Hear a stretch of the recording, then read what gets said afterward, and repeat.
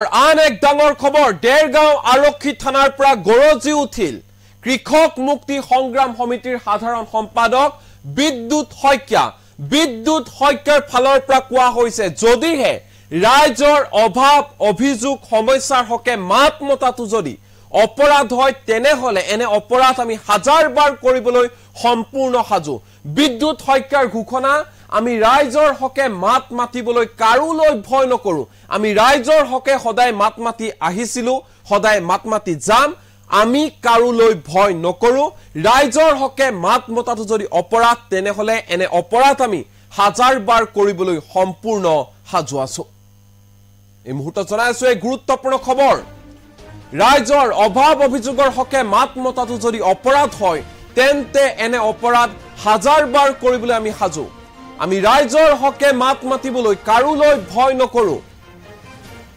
দেৰগাঁও আৰক্ষী থানাত এনে ধৰণে গৰজি উঠিল কৃষক মুক্তিৰ সাধাৰণ সম্পাদক বিদ্যুৎ শইকীয়া দেৰগাঁৱৰ চক্ৰ বিষয়া মনীষা কলিতাই তৰা গোচৰত আজি দেৰগাঁও থানাত হাজিৰ হৈছিল বিদ্যুৎ শইকীয়া আৰু উপস্থিত হৈ এনে ধৰণে ঘোষণা কৰিছে গৰজি উঠিছে বিদ্যুৎ শইকীয়া আদালতে প্ৰদান কৰা জামিনৰ পিছতে দেৰগাঁও থানাত হাজিৰ হৈ আৰক্ষীৰ আগত নিজৰ ভাষ্য প্ৰদান কৰিলে বিদ্যুৎ শইকীয়াই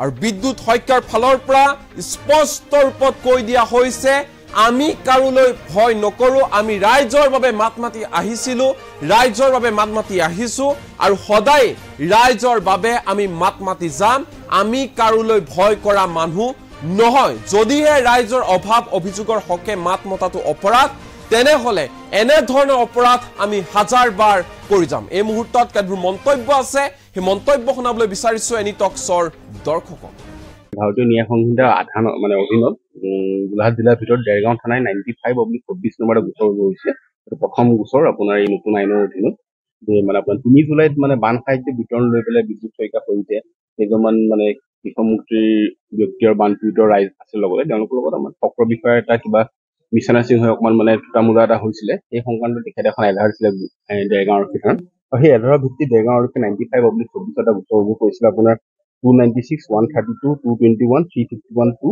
আৰু 3 সাবসেকশন 5 নতুন আইন হয় ভাৰতীয় ন্যায় সংহিতাৰ অধীনত যেহেতু ইয়াৰ ভিতৰত এটা সেকশন আপোনাৰ নন বেলেবল আছিলে সেইকাৰণে আমি মাননীয় গোলাঘাটৰ অতিৰিক্ত সত্ৰ ন্যায়াধীশ আদালতত অগ্ৰগতি জামিন বিচাৰি পেলাই অগ্ৰিম জামিন বিচাৰি এখন পিটিশ্যন দাখিল কৰিছিলো জ্যোতিষ্মান বৰা আৰু বিদ্যুৎ শইকীয়াৰ হৈ পেলাই এইখন পিটিশ্যনৰ শুনানি লৈ পেলাই মহামান্য আদালতে আপোনাৰ তেওঁলোক জ্যোতিষ্মান বৰা বিদ্যুৎ শইকীয়া আপোনাৰ অন্তৰ্বৰ্তীকালীন জামিন মঞ্জুৰ কৰিছে মই আগতেও কৈছো আজিও কম যে আমি কেৱল চান্দা তুলিবৰ কাৰণে সংগঠন কৰা নাই হেনেকুৱা মানুহক ৰঙা চকু দেখুৱালে কোনোবাই ভয় কৰিব আমি ৰঙা চকু দেখুৱালে ভয় নকৰিম নহয় আমি নিজৰ দায়িত্ব পালন কৰিছো আমি ৰাইজৰ লগত কথা বতৰা পাতিছো অভাৱ অভিযোগ দেখিছো দেখি সেই কথা বতৰাখিনি আহি অভিভাৱক হিচাপে বাইদেউক ক'বলৈ বিচাৰিছিলো আমি গোটেই কথা বতৰাখিনি দেখি শুনি আমাৰ খং উঠি আছিল এইটো সঁচা কথা আৰু আহি আমি বাইদেউক যেতিয়া ৰাস্তাতে পালো পাই কৈছো বাইদেউ এই গাঁওকেইখনত পশু খাদ্য পোৱা নাই মেডিচিন পোৱা নাই নাৱৰ পোৱা নাই আপুনি অকণমান সুবিধা কৰি দিয়ক বাইদেউ আমালৈ চুচা মাৰি আহিছে তুমি কোন মোক কথা ক'বলৈ তেতিয়া মোৰ মনলৈ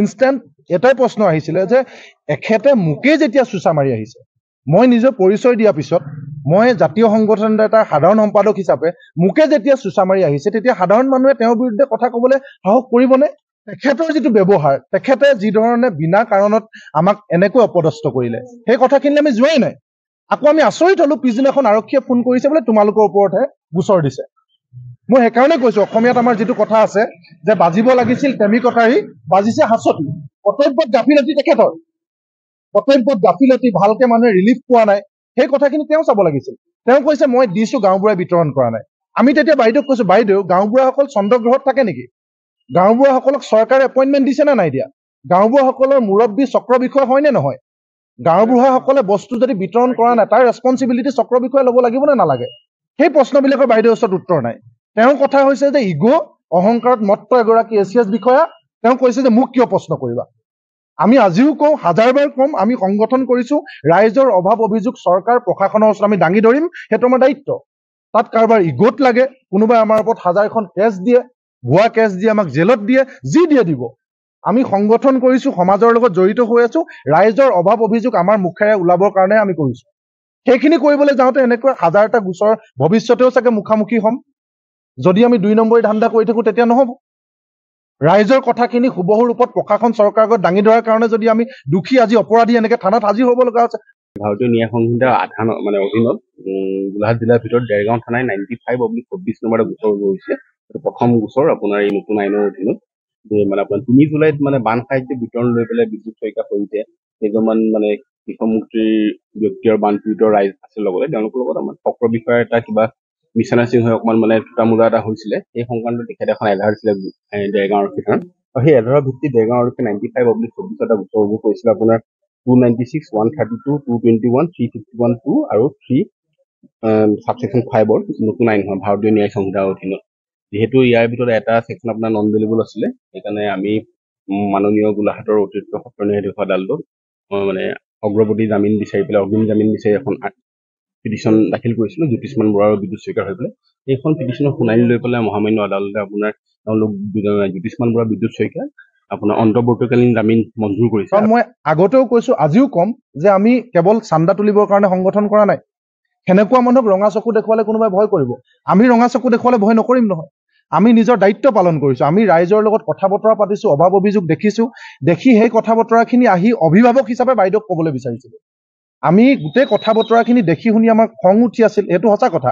আৰু আহি আমি বাইদেউক যেতিয়া ৰাস্তাতে পালো, পাই কৈছো বাইদেউ এই গাঁওকেইখনত পশুখাদ্য পোৱা নাই, মেডিচিন পোৱা নাই, নাৱৰ পোৱা নাই, আপুনি অকণমান সুবিধা কৰি দিয়ক। বাইদেউ আমালৈ চোঁচা মাৰি আহিছে, তুমি কোন মোক কথা ক'বলৈ। তেতিয়া মোৰ মনলৈ ইনষ্টেণ্ট এটাই প্ৰশ্ন আহিছিলে যে এখেতে মোকেই যেতিয়া চোঁচা মাৰি আহিছে, মই নিজৰ পৰিচয় দিয়াৰ পিছত মই জাতীয় সংগঠন এটাৰ সাধাৰণ সম্পাদক হিচাপে মোকে যেতিয়া চোঁচা মাৰি আহিছে, তেতিয়া সাধাৰণ মানুহে তেওঁৰ বিৰুদ্ধে কথা ক'বলৈ সাহস কৰিবনে? তেখেতৰ যিটো ব্যৱহাৰ, তেখেতে যি ধৰণে বিনা কাৰণত আমাক এনেকৈ অপদস্থ কৰিলে, সেই কথাখিনি আমি যোৱাই নাই। আকৌ আমি আচৰিত হলো, পিছদিনাখন আৰক্ষীয়ে ফোন কৰিছে বোলে তোমালোকৰ ওপৰতহে গোচৰ দিছে। মই সেইকাৰণে কৈছো, অসমীয়াত আমাৰ যিটো কথা আছে যে বাজিব লাগিছিল টেমি কটাৰী, বাজিছে হাঁচতি। কৰ্তব্যত গাফিলতি তেখেতৰ, কৰ্তব্যত গাফিলতি, ভালকে মানুহে ৰিলিফ পোৱা নাই, সেই কথাখিনি তেওঁ চাব লাগিছিল। তেওঁ কৈছে মই দিছো, গাঁওবুঢ়াই বিতৰণ কৰা নাই। আমি তেতিয়া বাইদেউক কৈছো, বাইদেউ গাঁওবুঢ়াসকল চন্দ্ৰগ্ৰহত থাকে নেকি? গাঁওবুঢ়াসকলক চৰকাৰে এপইণ্টমেণ্ট দিছে নে নাই দিয়া? গাঁওবুঢ়াসকলৰ মুৰব্বী চক্ৰ বিষয়া হয় নে নহয়? গাঁওবুঢ়াসকলে বস্তু যদি বিতৰণ কৰা নাই, তাৰ ৰেছপনচিবিলিটি চক্ৰ বিষয়াই ল'ব লাগিব নে নালাগে? সেই প্ৰশ্নবিলাকৰ বাইদেউৰ ওচৰত উত্তৰ নাই। তেওঁৰ কথা হৈছে যে ইগ' অহংকাৰত মত্ত এগৰাকী এছিয়াছ বিষয়া, তেওঁ কৈছে যে মোক কিয় প্ৰশ্ন কৰিবা। আমি আজিও কওঁ, হাজাৰবাৰ কম, আমি সংগঠন কৰিছো, ৰাইজৰ অভাৱ অভিযোগ চৰকাৰ প্ৰশাসনৰ ওচৰত আমি দাঙি ধৰিম, সেইটো আমাৰ দায়িত্ব। তাত কাৰোবাৰ ইগ'ত লাগে, কোনোবাই আমাৰ ওপৰত 1000খন কেছ দিয়ে, ভুৱা কেছ দিয়ে, আমাক জেলত দিয়ে, যি দিয়ে দিব। আমি সংগঠন কৰিছো, সমাজৰ লগত জড়িত হৈ আছো, ৰাইজৰ অভাৱ অভিযোগ আমাৰ মুখেৰে ওলাবৰ কাৰণে আমি কৰিছো। সেইখিনি কৰিবলৈ যাওঁতে এনেকৈ 1000টা গোচৰ ভৱিষ্যতেও চাগে মুখামুখি হ'ম। যদি আমি 2 নম্বৰী ধান্দা কৰি থাকো তেতিয়া নহব।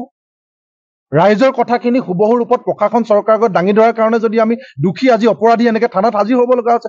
ভাৰতীয় ন্যায় সংহিতা মানে অধীনত গোলাঘাট জিলাৰ ভিতৰত দেৰগাঁও থানাই 95/24 নম্বৰ গোচৰ গৈছে। প্ৰথম গোচৰ আপোনাৰ এই নতুন আইনৰ অধীনত যে মানে আপোনাৰ 3 জুলাইত মানে বান সাহায্য বিতৰণ লৈ পেলাই বিদ্যুৎ শইকীয়া সৈতে কেইজনমান মানে কৃষকমুক্তিৰ ব্যক্তি আৰু বানপীড়িত ৰাইজ আছিল লগতে তেওঁলোকৰ লগত আমাৰ চক্ৰ বিষয়াৰ এটা কিবা মিছানাচিং হৈ অকমান মানে টুটা মোজা এটা হৈছিলে। সেই সংক্ৰান্তত তেখেত এখন এজাহাৰ দিছিলে দেৰগাঁও আৰক্ষী থানাত। আৰু সেই এজাহাৰৰ ভিত্তিত দেৰগাঁও আৰক্ষী 95/24 এটা গোচৰ ৰুজু কৰিছিলে আপোনাৰ 296, 132, 221, 351(2) আৰু 3 সাবছেকশ্যন 5 নতুন আইন হয় ভাৰতীয় ন্যায় সংহিতাৰ অধীনত। যিহেতু ইয়াৰ ভিতৰত এটা ছেকশ্যন আপোনাৰ নন বেলেবল আছিলে, সেইকাৰণে আমি মাননীয় গোলাঘাটৰ অতিৰিক্ত সত্ৰ ন্যায়াধীশ আদালতত মানে অগ্ৰগতি জামিন বিচাৰি পেলাই অগ্ৰিম জামিন বিচাৰি এখন পিটিশ্যন দাখিল কৰিছিলোঁ জ্যোতিষ্মান বৰা আৰু বিদ্যুৎ শইকীয়াৰ হৈ পেলাই। এইখন পিটিশ্যনৰ শুনানি লৈ পেলাই মহামান্য আদালতে আপোনাৰ তেওঁলোক জ্যোতিষ্মান বৰা বিদ্যুৎ শইকীয়া আপোনাৰ অন্তৰ্বৰ্তীকালীন জামিন মঞ্জুৰ কৰিছে। কাৰণ মই আগতেও কৈছো, আজিও কম যে আমি কেৱল চান্দা তুলিবৰ কাৰণে সংগঠন কৰা নাই। সেনেকুৱা মানুহক ৰঙা চকু দেখুৱালে কোনোবাই ভয় কৰিব। আমি ৰঙা চকু দেখুৱালে ভয় নকৰিম নহয়। আমি নিজৰ দায়িত্ব পালন কৰিছো। আমি ৰাইজৰ লগত কথা বতৰা পাতিছো, অভাৱ অভিযোগ দেখিছো, দেখি সেই কথা বতৰাখিনি আহি অভিভাৱক হিচাপে বাইদেউক ক'বলৈ বিচাৰিছিলো। আমি গোটেই কথা বতৰাখিনি দেখি শুনি আমাৰ খং উঠি আছিল, এইটো সঁচা কথা। আৰু আহি আমি বাইদেউক যেতিয়া ৰাস্তাতে পালো, পাই কৈছো বাইদেউ এই গাঁওকেইখনত পশুখাদ্য পোৱা নাই, মেডিচিন পোৱা নাই, নাৱৰ পোৱা নাই, আপুনি অকণমান সুবিধা কৰি দিয়ক। বাইদেউ আমালৈ চোঁচা মাৰি আহিছে, তুমি কোন মোক কথা ক'বলৈ। তেতিয়া মোৰ মনলৈ ইনষ্টেণ্ট এটাই প্ৰশ্ন আহিছিলে যে এখেতে মোকেই যেতিয়া চোঁচা মাৰি আহিছে, মই নিজৰ পৰিচয় দিয়াৰ পিছত মই জাতীয় সংগঠন এটাৰ সাধাৰণ সম্পাদক হিচাপে মোকে যেতিয়া চুচা মাৰি আহিছে তেতিয়া সাধাৰণ মানুহে তেওঁৰ বিৰুদ্ধে কথা ক'বলৈ সাহস কৰিবনে? তেখেতৰ যিটো ব্যৱহাৰ, তেখেতে যি ধৰণে বিনা কাৰণত আমাক এনেকৈ অপদস্থ কৰিলে, সেই কথাখিনিলে আমি যোৱাই নাই। আকৌ আমি আচৰিত হলো, পিছদিনাখন আৰক্ষীয়ে ফোন কৰিছে বোলে তোমালোকৰ ওপৰতহে গোচৰ দিছে। মই সেইকাৰণে কৈছো, অসমীয়াত আমাৰ যিটো কথা আছে যে বাজিব লাগিছিল টেমি কটাৰী, বাজিছে হাঁচতি। কৰ্তব্যত গাফিলতি তেখেতৰ, কৰ্তব্যত গাফিলতি, ভালকে মানুহে ৰিলিফ পোৱা নাই, সেই কথাখিনি তেওঁ চাব লাগিছিল। তেওঁ কৈছে মই দিছো, গাঁওবুঢ়াই বিতৰণ কৰা নাই। আমি তেতিয়া বাইদেউক কৈছো, বাইদেউ গাঁওবুঢ়াসকল চন্দ্ৰগ্ৰহত থাকে নেকি? গাঁওবুঢ়াসকলক চৰকাৰে এপইণ্টমেণ্ট দিছে নে নাই দিয়া? গাঁওবুঢ়াসকলৰ মুৰব্বী চক্ৰ বিষয় হয় নে নহয়? গাঁওবুঢ়াসকলে বস্তু যদি বিতৰণ কৰা নাই, তাৰ ৰেছপনচিবিলিটি চক্ৰ বিষয়ে ল'ব লাগিব নে নালাগে? সেই প্ৰশ্নবিলাকৰ বাইদেউৰ ওচৰত উত্তৰ নাই। তেওঁৰ কথা হৈছে যে ইগ' অহংকাৰত মত্ত এগৰাকী এছিয়াছ বিষয়া। তেওঁ কৈছে যে মোক কিয় প্ৰশ্ন কৰিবা? আমি আজিও কওঁ, হাজাৰবাৰ কম, আমি সংগঠন কৰিছো, ৰাইজৰ অভাৱ অভিযোগ চৰকাৰ প্ৰশাসনৰ ওচৰত আমি দাঙি ধৰিম, সেইটো আমাৰ দায়িত্ব। তাত কাৰোবাৰ ইগ'ত লাগে, কোনোবাই আমাৰ ওপৰত হাজাৰখন কেছ দিয়ে, ভুৱা কেছ দিয়ে, আমাক জেলত দিয়ে, যি দিয়ে দিব। আমি সংগঠন কৰিছো, সমাজৰ লগত জড়িত হৈ আছো, ৰাইজৰ অভাৱ অভিযোগ আমাৰ মুখেৰে ওলাবৰ কাৰণে আমি কৰিছো। সেইখিনি কৰিবলৈ যাওঁতে এনেকৈ হাজাৰটা গোচৰ ভৱিষ্যতেও চাগে মুখামুখি হ'ম। যদি আমি 2 নম্বৰী ধান্দা কৰি থাকো তেতিয়া নহ'ব। ৰাইজৰ কথাখিনি সুবহু ৰূপত প্ৰশাসন চৰকাৰৰ আগত দাঙি ধৰাৰ কাৰণে যদি আমি দোষী আজি অপৰাধী এনেকে থানাত হাজিৰ হ'ব লগা হৈছে। ভাৰতীয় ন্যায় সংহিতাৰ অধীনত গোলাঘাট জিলাৰ ভিতৰত দেৰগাঁও থানাই 95/24 নম্বৰ এটা গোচৰ হৈছে। এইটো প্ৰথম গোচৰ আপোনাৰ এই নতুন আইনৰ অধীনত। মানে আপোনাৰ 3 জুলাইত মানে বান সাহায্য বিতৰণ লৈ পেলাই বিদ্যুৎ শইকীয়া সৈতে কেইজনমান মানে কৃষকমুক্তিৰ ব্যক্তি আৰু বানপীড়িত ৰাইজ আছিল লগতে তেওঁলোকৰ লগত আমাৰ চক্ৰ বিষয়াৰ এটা কিবা মিছানাচিং হৈ অকমান মানে টুটামুটা এটা হৈছিলে। সেই সংক্ৰান্তত তেখেতে এখন এজাহাৰ দিছিলে দেৰগাঁও আৰক্ষী থানাত। আৰু সেই এজাহাৰৰ ভিত্তিত দেৰগাঁও আৰক্ষী 95/24 এটা গোচৰ ৰুজু কৰিছিলে আপোনাৰ 296, 132, 221, 351(2) আৰু 3 সাবছেকশ্যন 5ৰ নতুন আইন হয় ভাৰতীয় ন্যায় সংহিতাৰ অধীনত। যিহেতু ইয়াৰ ভিতৰত এটা ছেকশ্যন আপোনাৰ নন বেলেবল আছিলে, সেইকাৰণে আমি মাননীয় গোলাঘাটৰ অতিৰিক্ত সত্ৰ ন্যায়াধীশ আদালতত মানে অগ্ৰগতি জামিন বিচাৰি পেলাই অগ্ৰিম জামিন বিচাৰি এখন পিটিশ্যন দাখিল কৰিছিলো জ্যোতিষ্মান বৰা আৰু বিদ্যুৎ শইকীয়াৰ হৈ পেলাই।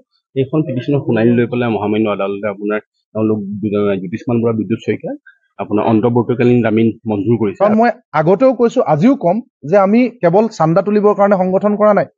সেনেকুৱা মানুহক ৰঙা চকু দেখুৱালে কোনোবাই ভয় কৰিব। আমি ৰঙা চকু দেখুৱালে ভয় নকৰিম নহয়।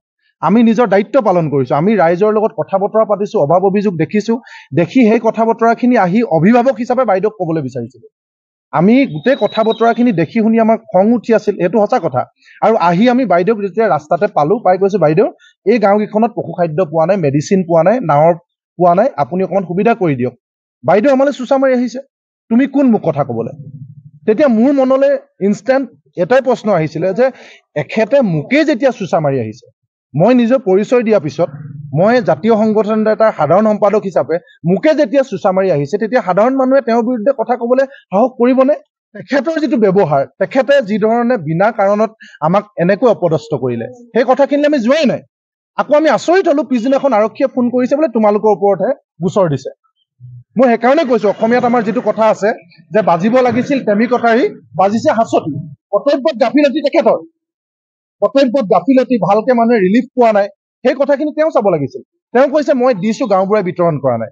আমি তেতিয়া বাইদেউক কৈছো, বাইদেউ গাঁওবুঢ়াসকল চন্দ্ৰগ্ৰহত থাকে নেকি? গাঁওবুঢ়াসকলক চৰকাৰে এপইণ্টমেণ্ট দিছে নে নাই দিয়া? গাঁওবুঢ়াসকলৰ মুৰব্বী চক্ৰ বিষয় হয় নে নহয়? গাঁওবুঢ়াসকলে বস্তু যদি বিতৰণ কৰা নাই, তাৰ ৰেছপনচিবিলিটি চক্ৰ বিষয়ে ল'ব লাগিব নে নালাগে? সেই প্ৰশ্নবিলাকৰ বাইদেউৰ ওচৰত উত্তৰ নাই। তেওঁৰ কথা হৈছে যে ইগ' অহংকাৰত মত্ত এগৰাকী এছিয়াছ বিষয়া। তেওঁ কৈছে যে